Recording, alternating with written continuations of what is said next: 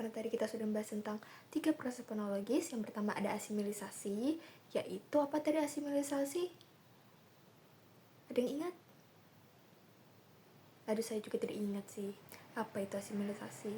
Jadi asimilisasi itu adalah perubahan bunyi akibat huruf yang ada di sekitarnya, huruf yang ada di dekatnya. Contohnya, me ditambah pukul, jadi memukul.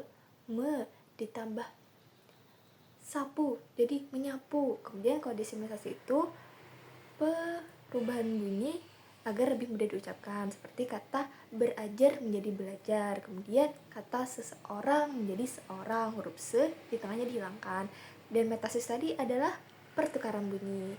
Pertukaran bunyi seperti apa contohnya? Misal seperti tulisan raksasa dibacanya rasaksa. Ada pertukaran atau huruf K dengan huruf S pada penulisan dan pengucapan. Setelah itu ada juga contoh lain seperti jalur menjadi lajur, resap menjadi serap. Kemudian apa lagi ya? Lontar menjadi apa? Lempar. Ya pokoknya begitulah. Kemudian yang berikutnya adalah proses fonologis yang keempat dan kelima. Saya gabung saja menjadi satu, yaitu elisi dan zeroisasi. Elisi ini adalah penghilangan bunyi, tapi hanya satu bunyi saja. Contohnya seperti kata apa tuh. Apa tuh kan berasal dari kata apa itu, i-nya hilang. Nah, lalu ada kata sudah menjadi udah, kata saja menjadi aja, kata bapak berubah bunyinya menjadi bapak, kaknya hilang. Nah, kalau zeroisasi itu merupakan penghilangan bunyi lebih dari satu.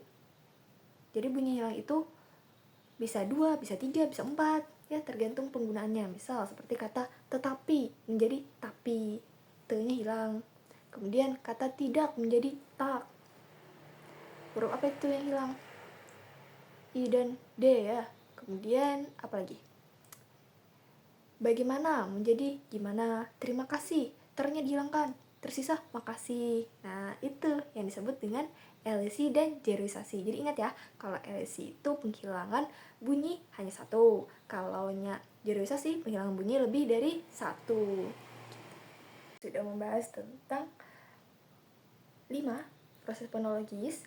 Kemudian kita akan masuk ke proses fonologis yang ke-6 dan 7. Nah, yang ke-6 ini adalah proses penambahan bunyi di tengah kalimat atau disebut anaptiksis. Proses penambahan bunyi di tengah kalimat. Contohnya seperti kata putra, kita tambahkan huruf e di tengahnya. Jadi apa? Putera. Pasangannya putra siapa? Putri. Kita tambah e lagi jadi puteri. Kemudian kata bahtera, kita tambah e jadi bahtera. Lalu kata film, tulisannya F-I-L-M, kita tambah e jadi film.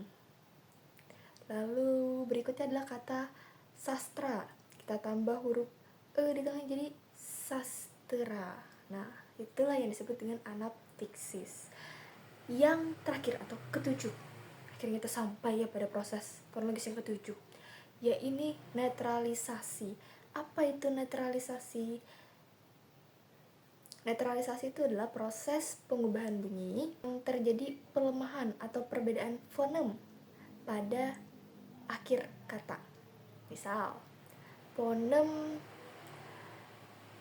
P dengan B. Nah, ini sering sekali kita temui. Contoh seperti kata adab. Adab itu kan pakai huruf B ya di belakang. Tapi kenapa ketika diucapkan terdengar seperti huruf P? Seolah-olah posisi fonem B ini tergeser, dia melemah, jadi mengikuti nadanya si P, jadinya tulisannya adab dibacanya adab, begitu ya. Semoga membantu lah ya penjelasan ini. Baik, nanti kita akan mempelajari tentang kaitan antara ilmu fonologi dengan cabang ilmu lainnya.